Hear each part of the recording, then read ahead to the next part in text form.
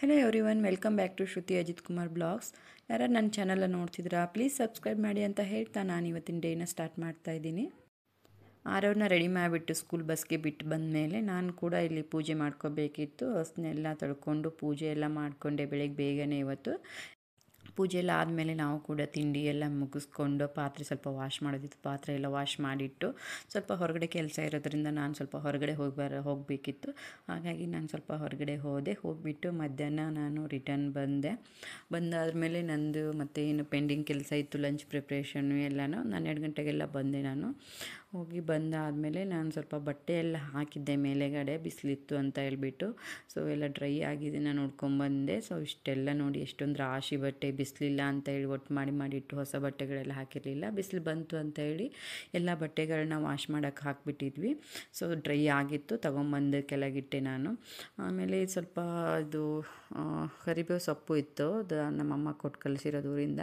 So ಇದನ್ನ clean ಮಾಡಬೇಕು ಅಂತ ತೆಗೆದಿಟ್ಟಿದ್ದೆ, ಹಾಗೆ ಇತ್ತು. ಇದು ನೋಡಿ, ಇದನ್ನು ಟೀಲಿ ಹಾಕೊಂಡು ಕುಡಿತಾರೆ, ಟೀ ಫ್ಲೇವರ್ ಬರುತ್ತೆ, ಅದೇನೋ ಹೆಸರಿದೆ ನಂಗೆ ಗೊತ್ತಿಲ್ಲ. ಅದನ್ನ ಕೂಡ ಕೊಟ್ಟು ಕಳಿಸಿದ್ರು. ಆದ್ರೆ ನಾವು ಟೀ ಕುಡಿಯೋದು ಕಡಿಮೆ ಇಲ್ಲ ಅಂತೇಳಿ ಹಾಗೆ ಇದೆ, ಅದು ಯಾವಾಗಾರು ಯೂಸ್ ಮಾಡಬೇಕಷ್ಟೇ. ಇಲ್ಲಿ ಕರಿಬೇವು ಸೊಪ್ಪೆಲ್ಲ ಕ್ಲೀನ್ ಮಾಡಿ ಏನಾದ್ರು ಇದೇನೋ ಅದರಲ್ಲಿ ಅಂತ ನೋಡಿಬಿಟ್ಟು ತೆಗೆದಿಡ್ತಾ ಇದ್ದೀನಿ. ವಾಶ್ ಏನು ಮಾಡಿಡಲ್ಲ, ವಾಶ್ ಮಾಡಿಟ್ರೆ ಹಾಳಾಗ್ಬಿಡುತ್ತೆ. ಯೂಸ್ ಮಾಡೋಷ್ಟೊತ್ತಿಗೆ ಸ್ವಲ್ಪ ವಾಶ್ ಮಾಡ್ಕೊತೀವಿ ಅಷ್ಟೇ.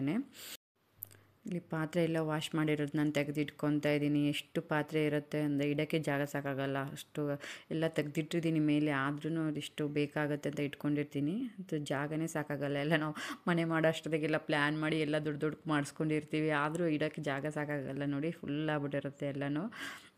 ಇದೆಲ್ಲ ತೆಗೆದಿಟ್ಕೊಂಡಾದ್ರ ಮೇಲೆ ಲಂಚ್ಗೆ ರೈಸ್ ಇಟ್ಕೊತಾ ಇದ್ದೀನಿ ನಾನಿಲ್ಲಿ.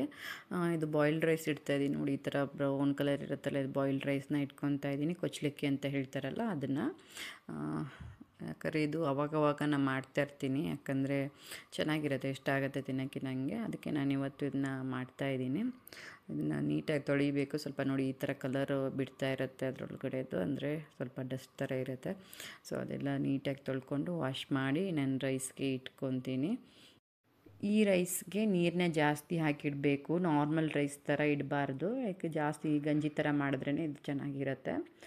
ನಾನಿದು ರೈಸ್ಗೆ ಇಟ್ಕೊಂಡಾಯಿತು. ಹಾಗೆ ಪಲ್ಯಕ್ಕೆ ಏನು ಮಾಡೋಣ ಅಂತ ಬೆಂಡೆಕಾಯಿನ ಮಾಡ್ಕೊತಾ ಇದ್ದೀನಿ. ಬೆಂಡೆಕಾಯಿನ ನೋಡಿ ಈ ಥರ ನೀಟಾಗಿ ವಾಶ್ ಮಾಡಿಕೊಂಡು ಸ್ವಲ್ಪ ಟವಲಿಂದ ಒರೆಸ್ಕೊಂಡ್ರೆ ಚೆನ್ನಾಗಿರುತ್ತೆ, ಜಾಸ್ತಿ ಲೋಳೆದೊಳೆ ಬರಲ್ಲ. ನಾನು ಇದನ್ನೆಲ್ಲ ನೀಟಾಗಿ ವಾಶ್ ಮಾಡಿಕೊಂಡು ಟವಲಲ್ಲಿ ಒರೆಸ್ಕೊಂಡು ಆಮೇಲೆ ಕಟ್ ಮಾಡ್ಕೊತಾ ಇದ್ದೀನಿ ಬೆಂಡೆಕಾಯಿ ನೋಡೋಕ್ಕೆ ಇದು ಎಷ್ಟೊಂದು ಇದೆ ಅಲ್ಲ. ಇವಾಗ ಇದನ್ನು ನಾನು ಆಯಿಲ್ ಹಾಕಿ ಫ್ರೈ ಮಾಡೋದ್ರ ಮೇಲೆ ಇಷ್ಟ ಆಗುತ್ತೆ. ಹಾಗಾಗಿ ಎಲ್ಲ ಬೆಂಡೆಕಾಯಿನ ಕಟ್ ಮಾಡಿ ಪಲ್ಯ ಮಾಡ್ಕೊತಾ ಇದ್ದೀನಿ ನಾನು. ಪಲ್ಯ ನಾರ್ಮಲ್ ಒಗ್ಗರಣೆ ಹಾಕ್ಕೊಳ್ಳೋದಷ್ಟೇ, ಮತ್ತೇನು ಸ್ಪೆಷಲ್ ಇಲ್ಲ. ಅದನ್ನ ಸ್ವಲ್ಪ ನೀಟಾಗಿ ಫ್ರೈ ಮಾಡ್ಕೋಬೇಕಷ್ಟೇ, ಲೋಳೆ ಎಲ್ಲ ಹೋಗೋವರೆಗೂ ನೀಟಾಗಿ ಫ್ರೈ ಮಾಡ್ಕೊಂಡು ಪಲ್ಯ ಮಾಡಿಕೊಂಡ್ರೆ ಆಯಿತು. ಇವತ್ತು ಹೊರಗಡೆ ಹೋಗಿದ್ನಲ್ಲ, ಸ್ವಲ್ಪ ಬಿಸಿಲು ಇವತ್ತೇ ಬಂದಿರೋದು ಬಿಸಿಲು. ಇಷ್ಟು ದಿವಸದಲ್ಲಿ ಒಂದು 15 ದಿವಸ ಆಯಿತು ಬಿಸಿಲೇ ಇರಲಿಲ್ಲ. ಹಾಗಾಗಿ ಜಾಸ್ತಿ ಬಿಸಿಲಿರೋದ್ರಿಂದ ಬಟ್ಟೆ ಎಲ್ಲ ವಾಶ್ ಮಾಡಿ ಮೇಲೆ ಹಾಕಿಬಿಟ್ಟಿದ್ದೆ ನಾನು ಬೇಗನೆ. ಎಲ್ಲ ಚೆನ್ನಾಗಿ ಡ್ರೈ ಆಗಿದೆ. ಬಾಯ್ಲ್ಡ್ ರೈಸ್ ಆಗಿದೆ. ಇದನ್ನು ನಾನು ಇಡ್ಲಿ ಕುಕ್ಕರ್ ಇದೆ ನನ್ನ ಹತ್ರ, ಅದರಲ್ಲಿ ಸ್ಟೀಮ್ದು ಪ್ಲೇಟ್ ಬರುತ್ತಲ್ಲ, ಡಾಟ್ ಇರೋದು, ಅದು ಹೋಲ್ ಇರುತ್ತಲ್ಲ ಸಣ್ಣದು. ಸೊ ಅದನ್ನು ನಾನು ಅದರ ಮೇಲೆ ಇಟ್ಬಿಟ್ಟು ಅದ್ರ ಮೇಲೆ ಎಲ್ಲನೂ ಹಾಕ್ತಾಯಿದ್ದೀನಿ ಇದನ್ನ ರೈಸ್ನ. ಯಾಕಂದರೆ ಅದು ನೀರೆಲ್ಲ ಕೆಳಗಡೆ ಇಳ್ಕೊಂಬಿಟ್ಟು ರೈಸ್ ಮಾತ್ರ ಮೇಲ್ಗಡೆ ಉಳಿಯುತ್ತೆ. ರೈಸ್ ಈಗ ಉದ್ರಾಗಿ ಈ ಥರ ಬರುತ್ತೆ. ಅದಕ್ಕೆ ನಾನು ಇದರಲ್ಲಿ ಹೀಗೆ ಹಾಕೊಂಡ್ಬಿಡ್ತೀನಿ. ನೀರು ಗಂಜಿ ಏನಿದೆ ಅದೆಲ್ಲ ಫುಲ್ ಕೆಳಗಡೆ ಹೋಗ್ಬಿಡುತ್ತೆ ಡ್ರೈ ಆಗಿ.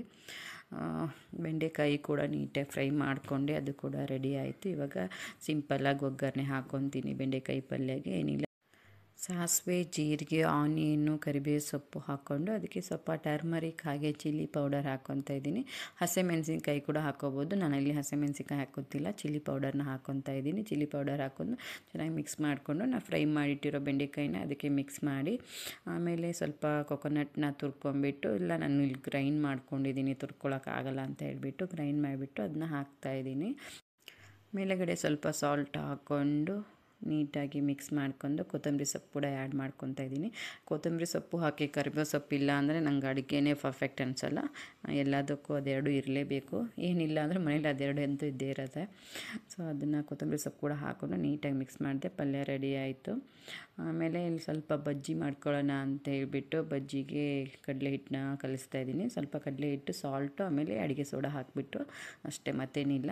ಆಮೇಲೆ ಬಜ್ಜಿ ಮೆಣಸಿನ್ಕಾಯಿ ತೊಗೊಂಬಂದಿದ್ನಲ್ಲ ಅದನ್ನ ಕೂಡ ನೀಟಾಗಿ ಕಟ್ ಕಟ್ ಮಾಡಿಬಿಟ್ಟು ಫಸ್ಟ್ ನಾನು ಆಯಿಲಲ್ಲಿ ಫ್ರೈ ಮಾಡ್ಕೊತೀನಿ, ಯಾಕಂದ್ರೆ ನೀಟಾಗಿ ಒಳಗಡೆ ಬೇಯುತ್ತೆ ಅಂತ ಹೇಳಿಬಿಟ್ಟು ಸ್ವಲ್ಪ ಆಯಿಲಲ್ಲಿ ಲೈಟಾಗಿ ಜಸ್ಟ್ ಫ್ರೈ ಮಾಡ್ಕೊಳ್ಳೋದು. ಆಮೇಲೆ ಅದನ್ನ ಇದು ಹಿಟ್ಟಲ್ಲಿ ಅದ್ಬಿಟ್ಟು ಬಜ್ಜಿ ಹಾಕ್ತಾಯಿದ್ದೀನಿ. ಬಜ್ಜಿ ಹಾಕಿ ಆದಮೇಲೆ ಆಯಿತು, ಬಜ್ಜಿ ಮತ್ತು ಬೆಂಡೆಕಾಯಿ ಪಲ್ಯ, ಹಾಗೆ ಕುಚ್ಚಲಕ್ಕಿ ರೈಸ್.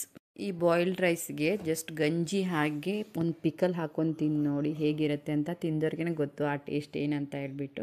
ಸೊ ನನಗಂತೂ ತುಂಬ ಇಷ್ಟ. ಮತ್ತು ಸಂಜೆ ಅಷ್ಟೊತ್ತಿಗೆ ಕಸ ಎಲ್ಲ ಗುಡಿಸ್ಕೊಂಡು ದೀಪ ಎಲ್ಲ ಹಚ್ಚಾಯಿತು. ಹಾಗೆ ಸಂಜೆ ಅಷ್ಟೊತ್ತಿಗೆ ಅವ್ರಿಗೆ ಪಿಜ್ಜಾ ತಿನ್ನಬೇಕು ಅನ್ನಿಸ್ತಾ ಇತ್ತಂತೆ. ಅದಕ್ಕೆ ನನ್ನ ಹತ್ರ ಒಂದು ಕೂಪನ್ ಇತ್ತು. ಸೊ ನಾನು ಅದನ್ನ ಆರ್ಡ್ರ್ ಮಾಡಿದೆ, ತೊಗೊಂಬಂದು ಕೊಟ್ಟರು.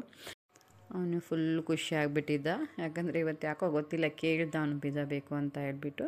ಸರಿ ಅಂತ ತರಿಸಿ. ಇಷ್ಟಕ್ಕೇ 400 ಸಮಥಿಂಗ್ ಆಯಿತು, ನಿಯರ್ 500 ನೋಡಿ. ಓಪನ್ ಮಾಡೋಕ್ಕೂ ಬಿಡ್ತಿಲ್ಲ, ನಾನೇ ಮಾಡ್ಕೊತೀನಿ ನನ್ನ ಪಿಜ್ಜಾ ಅಂತ ಹೇಳ್ಬಿಟ್ಟು.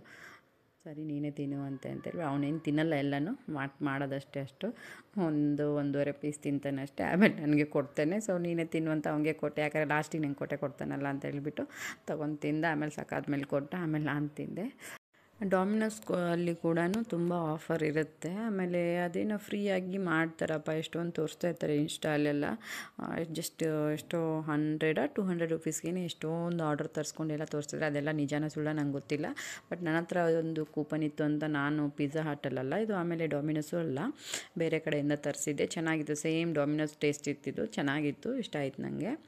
ಅಲ್ಲಿಂದ ತರಿಸ್ಬಿಟ್ಟು ನಾವು ತಗೊಂಡು ತಿಂದ್ವಿ ಇದನ್ನು. ಅದು ಮಾತ್ರ ಅದರ ಚಿಲ್ಲಿ ಫ್ಲೇಕ್ಸು ಎಲ್ಲನೂ ಹಾಕ್ಸ್ಕೊಂಡು ತಿಂತೀನಿ ಅಂತ. ಬಟ್ ಅದೇನು ಅಷ್ಟೇನು ಖಾರ ಇರಲಿಲ್ಲ, ಹಾಕಿದೆ. ಆದರೂ ತಿಂದಪ್ಪ, ಖಾರ ಏನು ಇದೆ ಅಂತ ಹೇಳಿಲ್ಲ ಅವನು. ತಿಂದ. ಆಮೇಲೆ ಅದು ನೀಟಾಗಿ ಕಟ್ ಆಗಿರಲಿಲ್ಲ, ಅಂದರೆ ಕಟ್ ಮಾಡಿದ್ರು ಮೇಲ್ಗಡೆ ಅದು ಫುಲ್ ಚೀಸ್ ಬ್ರಸ್ಟ್ ಇತ್ತು, ಫುಲ್ ಚೀಸ್ ಹಾಕಿರೋದಿತ್ತು. ಹಾಗಾಗಿ ಅದು ಅಂಟ್ಕೊಂಡು ಕೂತ್ಕೊಂಡಿತ್ತು. ಕಟ್ ಮಾಡಿದ್ರು ಆದರೂ ಅಂಟ್ಕೊಂಡಿತ್ತು. ಅದನ್ನು ನಾನು ಮತ್ತೆ ನೈಫ್ ತೊಗೊಂಡು ಮನೆಯಲ್ಲಿ ಕಟ್ ಮಾಡಿ ಒಂದು ಪ್ಲೇಟಲ್ಲಿ ಹಾಕ್ಕೊಟ್ಟೆ. ಅವನು ಅದರಲ್ಲಿ ಬಾಕ್ಸಲ್ಲಿ ಬಿಡಿಸ್ಬಿಡ್ತೀಯ ಕೆಳಗೆ ಅಂತ ಹೇಳಿ, ಅದಕ್ಕೆ ಒಂದು ಪ್ಲೇಟಲ್ಲಿ ಹಾಕಿ ಕಟ್ ಮಾಡಿ ಕೊಟ್ಟೆ. ಅವ್ನು ತಿಂತಾ ಇದ್ದಾನೆ, ಸೂಪರ್ ಆಗಿದೆ ಅಂತ ತಿಂದ್ಬಿಟ್ಟು ಹೇಳ್ತಾ ಇದ್ದಾನೆ. ಹಾಗೆ ನಾನಂದೆ ಮಾತಾಡಬೇಡ, ತಿನ್ನು ಫಸ್ಟ್, ಆಮೇಲೆ ಮಾತಾಡುವಂತೆ ಅಂತ. ಬಿಸಿ ಕೂಡ ಅಷ್ಟೇನು ತುಂಬ ಬಿಸಿ ಏನಿರಲಿಲ್ಲ, ತಿನ್ನೋ ಅಷ್ಟು ಕರೆಕ್ಟಾಗಿತ್ತು.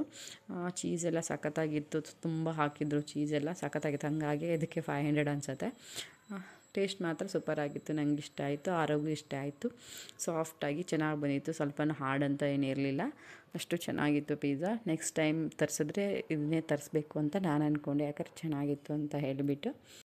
ಇದಾಗಿತ್ತು ನನ್ನ ಇವತ್ತಿನ ಮಿನಿ ಬ್ಲಾಗ್. ಯಾರ್ಯಾರು ನನ್ನ ಚಾನಲ್ನ ವಾಚ್ ಮಾಡ್ತಿದ್ದೀರಾ ಪ್ಲೀಸ್ ಸಬ್ಸ್ಕ್ರೈಬ್ ಮಾಡಿ ಅಂತ ಹೇಳ್ತಾ, ನೆಕ್ಸ್ಟ್ ನಾಳೆ ಮತ್ತೆ ಹೊಸ ಮಿನಿ ಬ್ಲಾಗೊಂದಿಗೆ ಸಿಗ್ತೀನಿ. ಎಲ್ಲರಿಗೂ ಬಾಯ್.